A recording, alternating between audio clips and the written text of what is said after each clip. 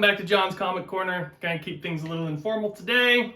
Just a quick, I don't know, reading vlog. Is that what people do? You know, what I've been reading, what I want to read, things I'll never get to because my backlog is just too full. I thought it might be a great idea to bring some attention to, I don't know, any books that I'm reading, like I'm the one to bring them attention, or just to hear from y'all what you're reading, what I can get into to broaden my comic book horizons. I guess just jumping into it, I've been deep into The New Avengers by Brian Michael Bendis. He had a long run on this. I think you can sort of see it here.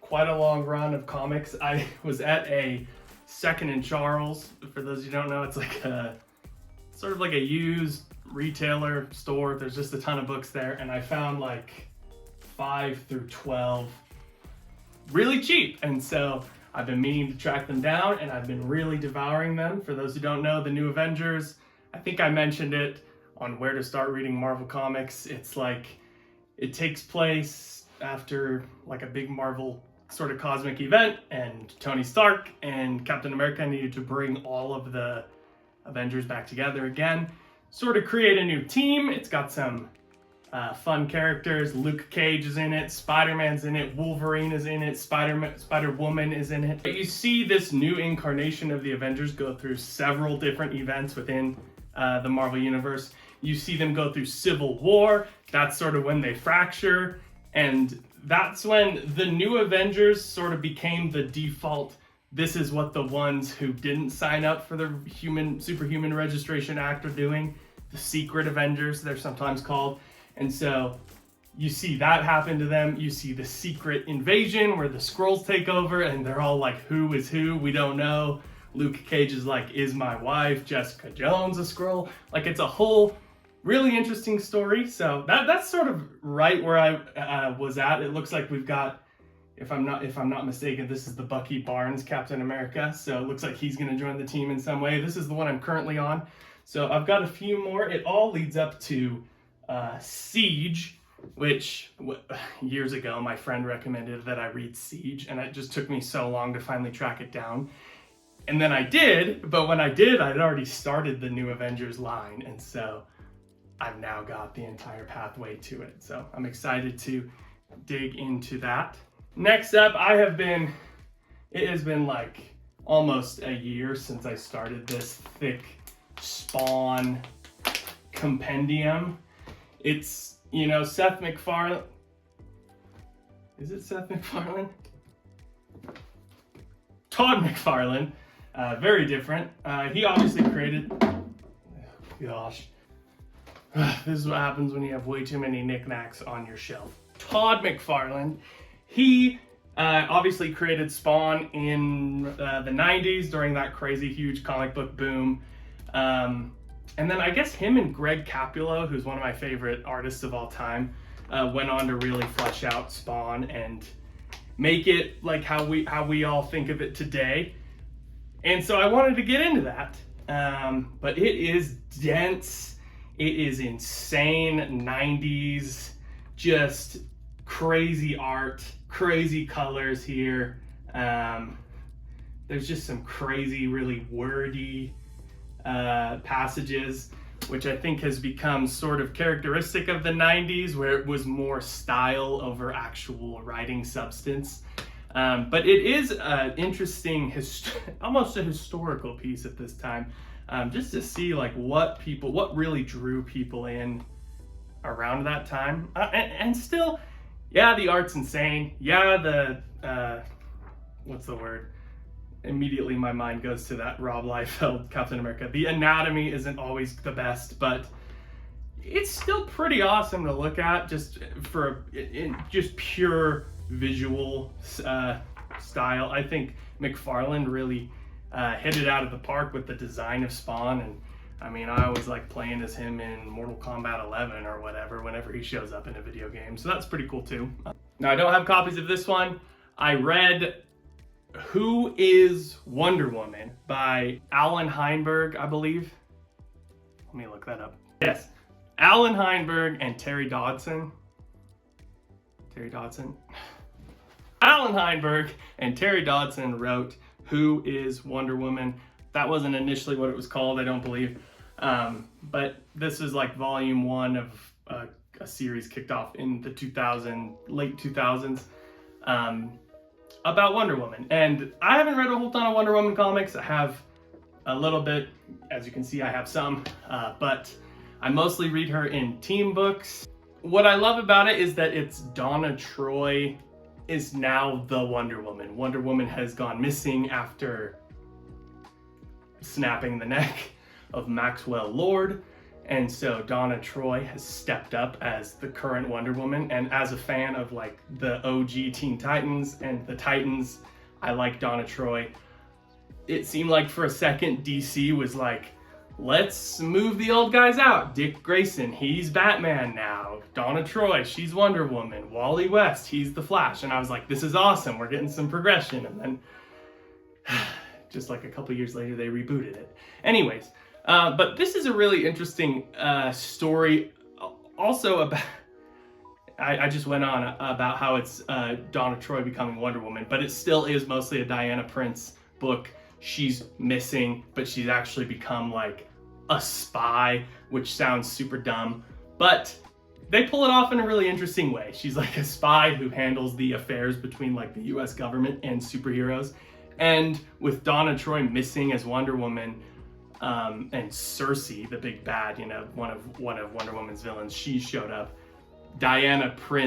Agent Diana Prince has to sort of like keep her powers in check while she looks for Wonder Woman, while she looks for Cersei and what's going on there. It was a pretty good book and really gets to the heart of what Wonder Woman means to people, and not in like a cringe sort of dumb way, you know, where it's like just as basic as like girl power. Like obviously that's important, but it's a little more nuanced in that way. She means more to fans and readers and the people in the DC universe than just like, she's a woman, like, you know. And so I think that's really awesome. It shows the range that Wonder Woman has. So additionally, people maybe want to know about the Absolute Universe. It's like a new universe that DC has put out. It kind of reminds me of the Ultimate Universe that Marvel did. There's like Absolute Batman, Absolute Superman, Absolute The Flash. I'm not crazy interested in what I've seen on those, but Absolute Wonder Woman, kind of awesome. She's got like a cloud buster sword. I think that's really cool too. Did I start reading this just because of that? Maybe, but also it's pretty awesome. If you don't know, Wonder Woman basically is like the last of the Amazons, and she was given to Cersei, who we mentioned, and she's like basically raised in hell, and that's awesome. And so she like rides this skeletal Pegasus, and she has this buster sword, and she's a little more like hardcore and gritty, I guess, but she's still like the champion of like righteousness, and she wants, at least in the first issue that I read, wants what's best for the world and protecting the world.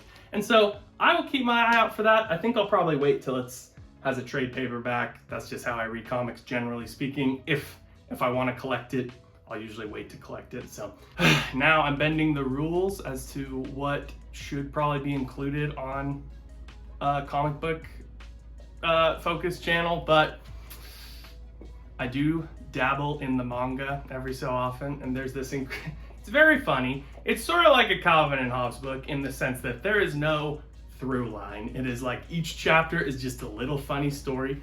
It is called The Way of the House Husband. I think there's like a Netflix adaptation of some of these volumes, but very simply put, it is about a Yakuza named Tatsu. He used to be a Yakuza. He got out of the game and is just a house husband now. His wife has like, I don't know if it's quite stated what she does, but she's like a businesswoman. She goes to work every day, and he does like the shopping and the cleaning and taking care of the pets. And it is hilarious because he goes at it with the passion of a former Yakuza. So, I mean, I'm a huge fan of the Yakuza games. If you like those, this is definitely one to get into. But even if you're not, it's just a very funny tale of, it's like him, and he's still sort of like familiar with the other people who are still Yakuza, and he like teaches them how to cook and clean and whatever. And I know it probably sounds dumb, but I mean, these books are really just like, how many times can this author iterate on that same joke? And he seems to do it every time. So definitely worth getting into. Perhaps, I don't know, we'll get into some other manga stuff later. I don't know. But now recently I picked up the one volume edition of Bone. For those who grew up going to elementary school in the 2000s like I did, I feel like Bone was like the hot book at the library. Everyone wanted to read it, and it was always checked out. And so now as an adult, where it's finished and they've collected all of them in one giant book, I picked this up at Barnes & Noble, and I'm very excited to get into it. It might be a Spawn thing where it takes me a year to go through it, but I probably read a little bit of this in elementary school. I have no recollection of it. So I'm very interested to get into it. Jeff Smith, I think, has gone on to do some comic book work. I think he's worked on some Shazam comics in the past. So perhaps that'll be a good entry point into his collection of writings. I don't know. He might have only done Bone and a couple Shazams, but I'm excited to get into this as well. Now, I've often maligned DC Comics for just having like crap releases recently, and while I still believe that is generally true, every now and then, not even every now and then, there's a consistent amount of stuff that they put out, which I do enjoy. Recently, they've got Mark Waid on the Batman and Superman title. I'm a big fan of the Batman and Superman title from Jeff Loeb back in the day, and so it's good to see them teamed up, having a good author working on it. What's interesting about that book is that it is sort of set when Dick Grayson is Robin, and Supergirl is relatively like a young member of the Superman family. So you have great team ups with Batman and Superman, and then you have like a fun relationship between Dick Grayson, Robin, and Supergirl. And so they play off of each other in that way. I'm still trying to, I've only read the first volume of that. I'm trying to find the other ones. But I did recently pick up Mark Waid's World's Finest Teen Titans. I'm a big fan of the Teen Titans. I'm talking the original Titans, Dick Grayson, Donna Troy, Wally West, all the greats. So I'm excited to get into this. I'm actually looking at this now, and it looks like whoever packaged this has packaged it poorly, and there's some blemishes, and that annoys me. But either way, it looks like this is a similar take on that, you know, more golden era where it was like Dick Grayson, he was the Robin at the time. This seems to be the Teen Titans that are running around in that same time period as the good old Batman, Superman, at least the first volume of that. So I am definitely excited to get into that as well. And lastly, I picked up a copy of Captain America Winter Soldier. I've heard about it. We've seen the movie. The movie's really great. I've heard the comic is still probably a little bit better than the movie as well. We're all pretty familiar with the Winter Soldier. Spoilers, I guess. He was Captain America's sidekick, Bucky. He somehow survived his untimely death and came back as sort of a villain. You've seen it like sort of with the Red Hood. I think this was probably around the time of the Red Hood, maybe a little bit before or after. I don't know. It doesn't ultimately matter, but I'm very excited to get into this.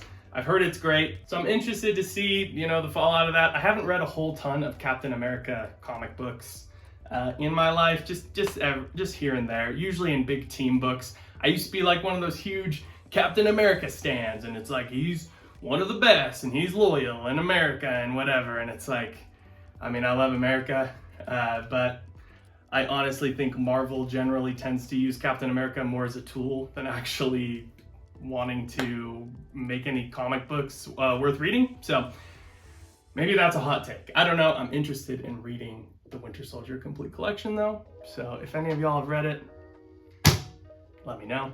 So that's what I've been reading. That's what I want to read going forward. We'll see. It's sort of give and take. It might be like one night I can't sleep and I pull up the DC Universe app and I read like a run of some old obscure 80s comic or whatever, and that becomes my whole thing. So all these plans could be a moot point, and this whole video was pointless.